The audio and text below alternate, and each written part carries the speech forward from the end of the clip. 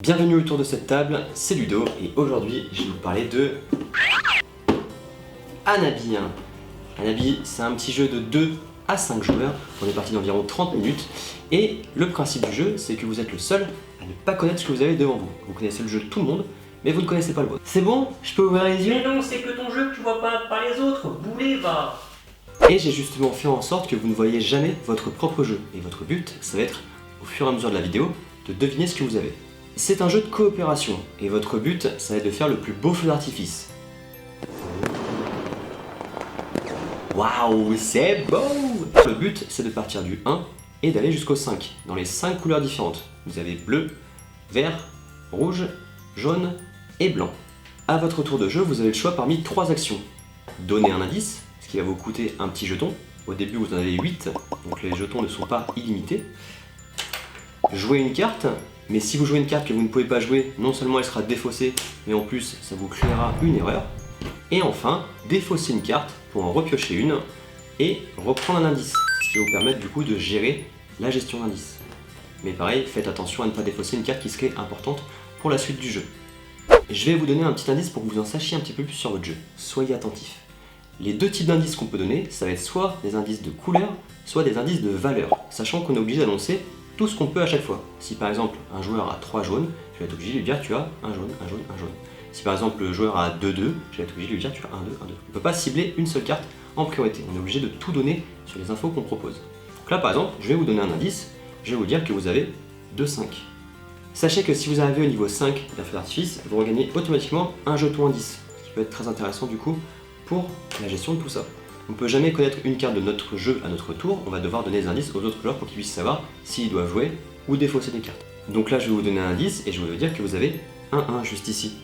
La défausse est super importante dans le jeu parce que chaque valeur de carte n'est pas illimitée. Vous avez 3-1, 2-2, 2-3, 2-4 et un seul 5 dans les 5 couleurs différentes.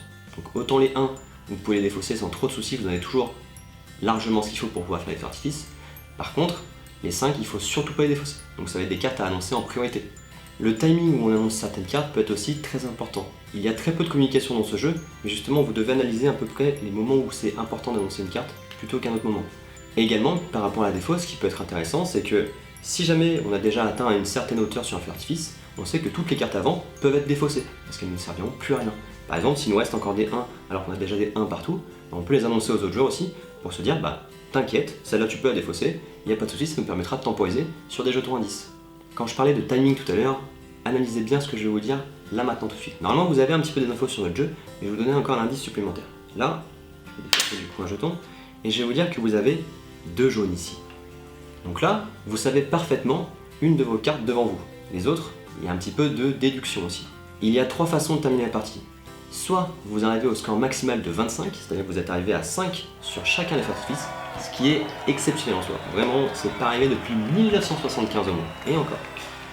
Soit il n'y a plus de cartes dans le paquet, et du coup on termine le tour de jeu, et la dernière personne qui a déclenché la fin de partie rejoue encore une fois, et on compte le total de score que vous avez eu. Soit vous avez fait 3 heures, et là auquel cas, patatras, le feu d'artifice est un fiasco, et vous avez perdu. Si vous voulez complexifier un peu le jeu, il existe encore 2 autres feux d'artifice possibles. Les feux d'artifice noirs, où pour le coup on part du 5 et on va jusqu'au 1. Et vous avez également les feux d'artifice multicolores, où pour le coup, comme son nom l'indique, ils sont multicolores. Donc c'est vraiment plus dur à les trouver. Elles sont vraiment camouflées dans le jeu, un petit peu comme des caméléons. Bref, voilà, vous avez toutes les cartes en main pour pouvoir jouer à Hanabi. C'est un jeu de coop qui est vraiment très intéressant, mais qui est ultra compliqué je trouve. Et du coup, normalement à ce stade de la partie, vous savez à peu près ce que vous avez.